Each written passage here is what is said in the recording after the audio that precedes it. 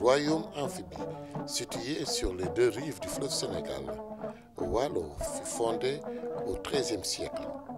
L'évolution socio-économique fut marquée par le choc des civilisations politiques, techniciennes et mercantiles des forces venues d'ailleurs sur une civilisation rurale et féodale de subsistance qui vont engendrer un rôle important pour sortir du pénombre et instaurer une envergure politique et morale. Ce qui a permis au Waalo d'être à l'avant-garde de l'expansion de l'islam dans la sous-région ouest africaine,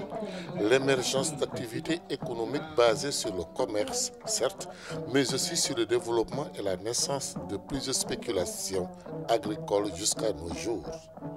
Ce qui a fait également du Waalo d'aujourd'hui comme d'hier un carrefour de civilisation et d'intenses activités économiques, politiques et sociales où évoluent différentes communautés Wolof, Pulaar, Arabes, Sérères, etc. Revisiter l'histoire du Waalo, dont la capitale se trouvait à Diourbel, puis transférée à Ndiango par le braque Yérim Mbagnick Aram Bakar. C'est l'objectif de cette deuxième édition du Festival du Waalo, creuser d'une civilisation ouverte et solidaire, tournée résolument vers le renforcement de la communauté de destin de tous les fils de ce pays. Cette démarche, œuvre de ressortissants et d'habitants du Waalo, intervient cette année au moment où le pays a pour ambition le renforcement de la cohésion sociale, la lutte contre les inégalités sociales, l'instauration d'un état de droit dont la finalité est de permettre à tous de vivre ensemble dans un futur aux perspectives prometteuses. C'est d'ailleurs cette réelle motivation qui justifie l'extraordinaire mobilisation de tous les fils du Waalo venus apporter leur participation à l'œuvre de cohésion nationale par leur présence à cet événement marqué cette année par un programme riche et varié. Demba Medina njeer xeex ba metti na jàmbaari Waalo mbooy musuñoo des gannaaw jàmbaari Waalo yaa ngi samaane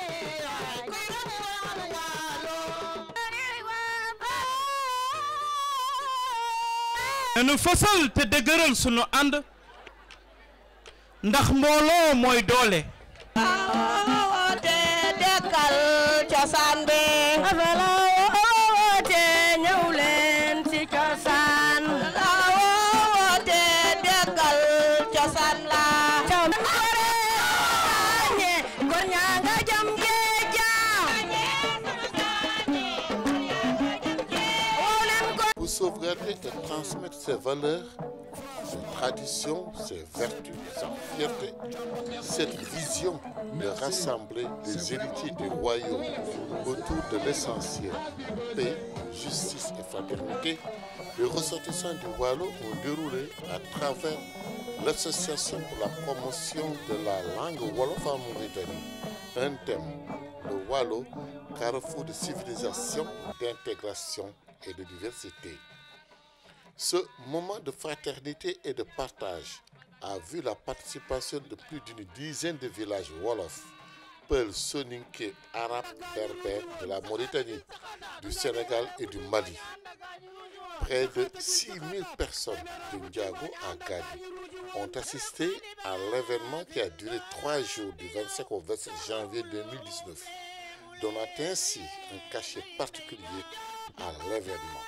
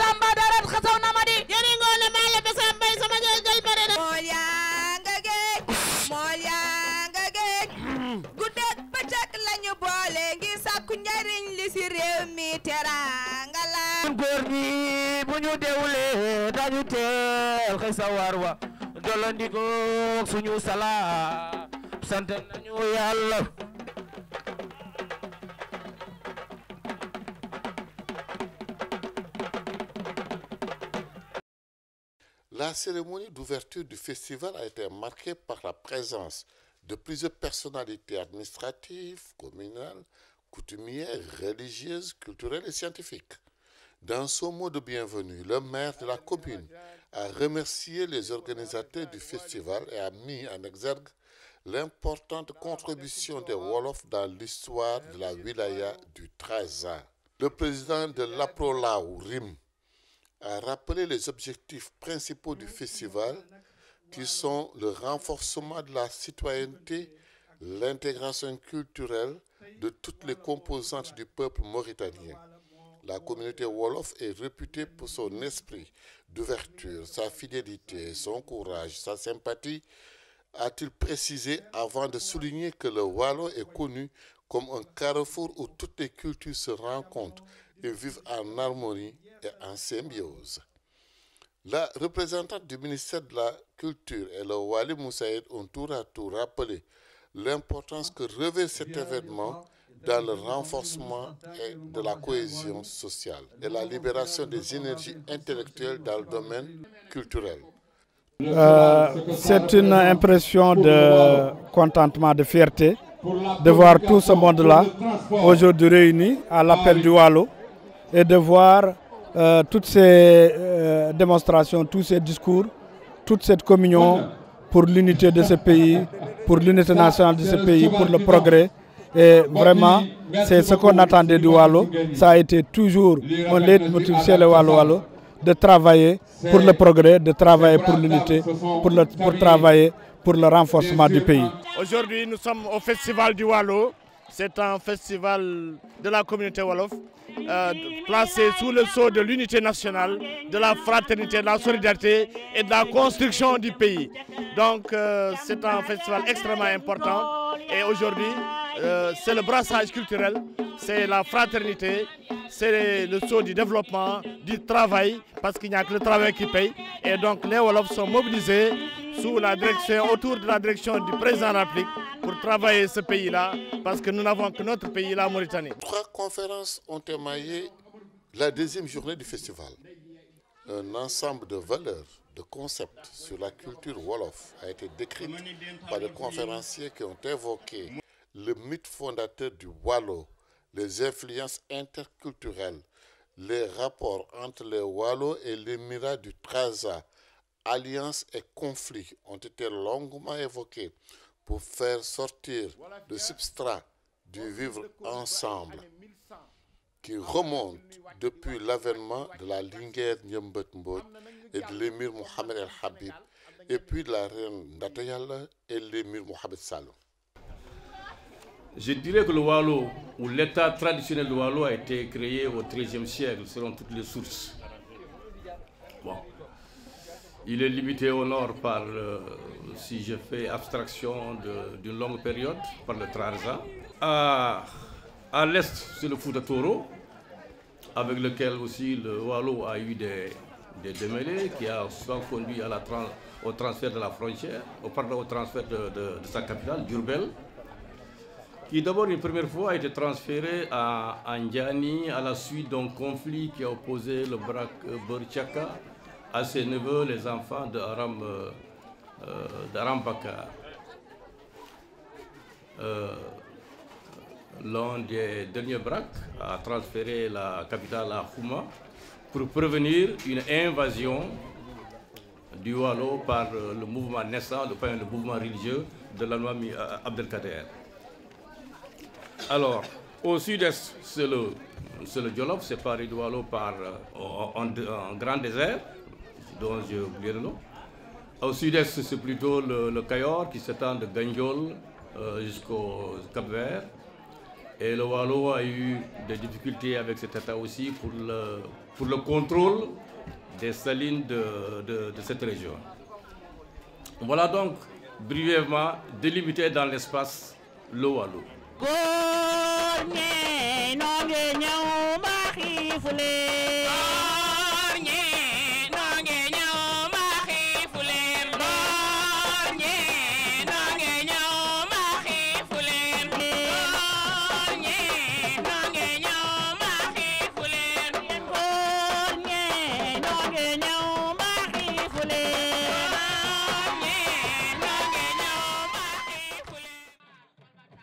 Côté artistique, les troupes provenant de différents villages ont animé les soirées autour des thèmes portant sur l'histoire des Brak, des Linguères du Waalo, l'appel à l'écoute et à l'apprentissage, les vertus thérapeutiques, culinaires, les mariages traditionnels, les coutumes, l'esthétique, la circoncision.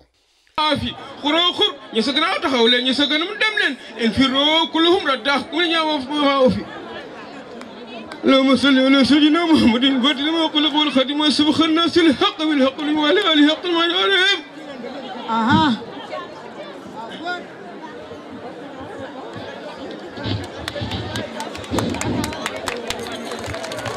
بسم الله may tàmbali julli ci Yonent bi doore eggali musu ci seytaane sunu noon wi su ma doon taxan doomati say wax si yow gonte ki xëy waat si yow dëkkee liggéey bor yim ko yoreel mënu la ko fay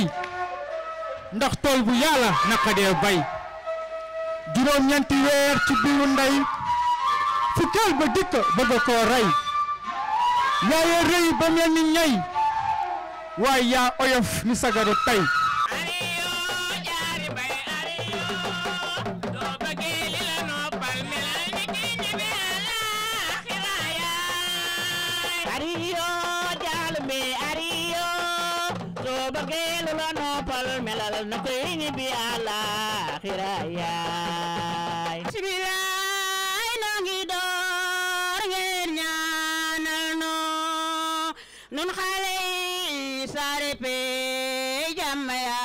Ada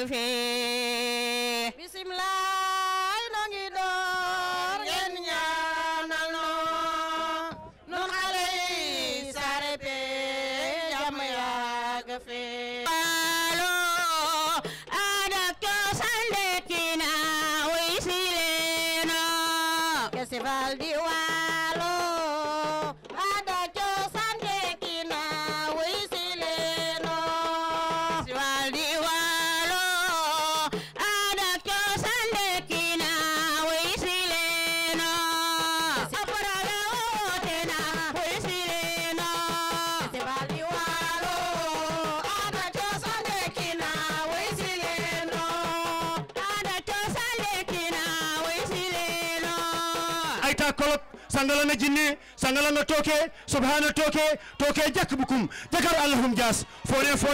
forso allame bajib majib hajib hum jas ku jog ma dak sabat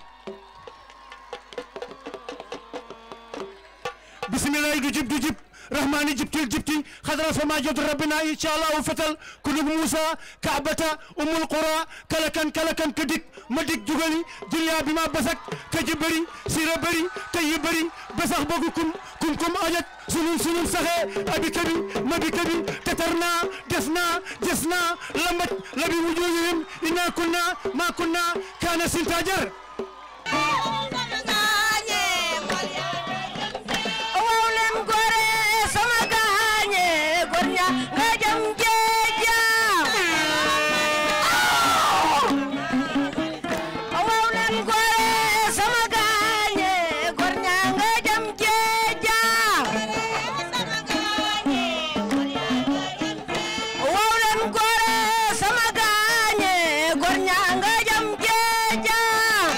Le festival a été également marqué par l'immersion dans le fleuve Sénégal. D'abord, honneur au mysticisme. Les détenteurs des pouvoirs mystiques sont affrontés à travers des incantations pour savoir qui est le maître des eaux, comment lutter contre les mauvais esprits, maîtriser les reptiles aquatiques.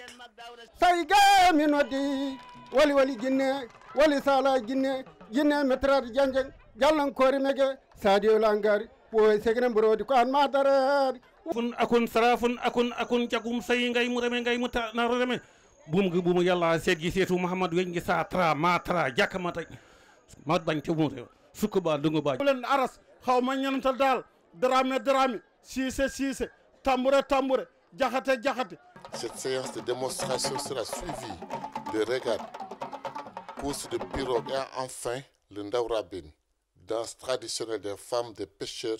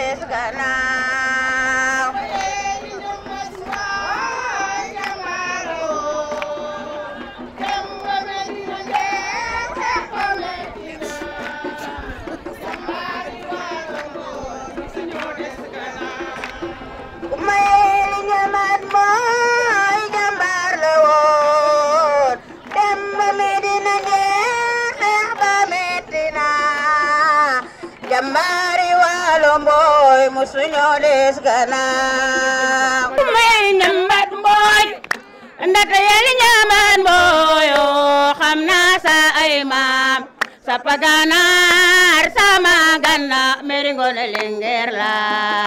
kumbayeli nyamban boy ndadiyeli nyamban boy xamna sa ay mam sapaganar sama ganna meringone lenger nga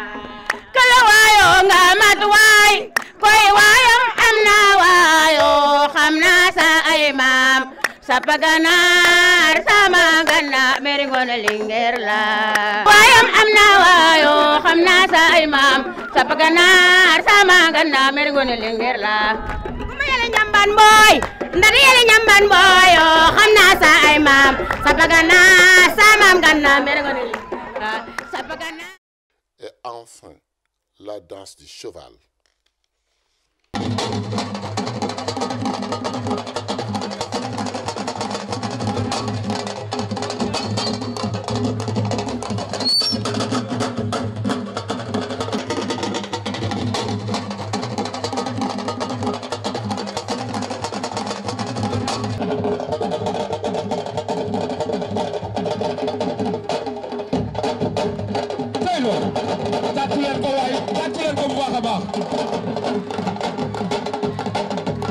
La La lutte traditionnelle a été marquée par des démonstrations de danse et de chants guerriers, des lutteurs qui vantent leur prouesse en tentant d'intimider leurs adversaires. La deuxième édition du Festival du Waalo a vécu. Au terme de cet événement, force est de constater le degré de mobilisation sans faille qui s'est dégagé au sein de la communauté. Une prise de conscience du vivre ensemble, dans le respect des valeurs culturelles et sociales, dans un état de droit, devient dès lors indispensable pour un avenir meilleur pour tous les fils de la Mauritanie. J'ai un sentiment beaucoup de fierté de constater que Rosso, dont on dit que Rosso sera pendant les 3 jours la capitale du Waalo, ce fait ne fait que confirmer, ne fait que restaurer, ne fait que rappeler un fait historique qui est que Rosso, à travers Ndiourbel, qui est un quartier de Rosso, a été la première capitale historique du Waalo. Et quand on voit la présence de toutes les composantes du peuple mauritanien, on peut dire aussi qu'à cette occasion, pendant ces 3 jours, Rosso sera la capitale de la Mauritanie culturelle. Nous avons fait nous organisé, nous avons fii ñu ko defee presque ma ngi ci capitale ba parce que fii ci Ndiourbel la ñu nekk ci biir Rosso la ñu nekk mais ci Ndiourbel la ñu nekk moo doon premier pays yu Waalo wolof day wax capitale mais pays lay wax du wax donc lii lu rëy la Waalo moo njëkk a nekk pays ci suñu gox yi.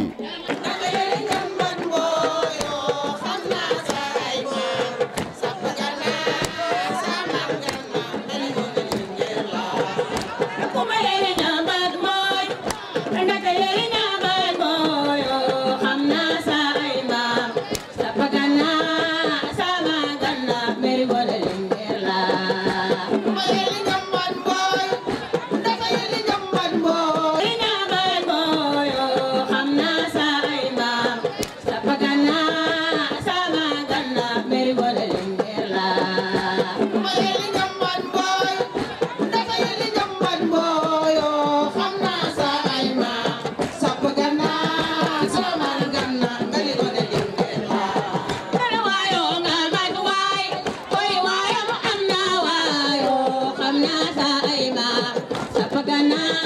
Samagana.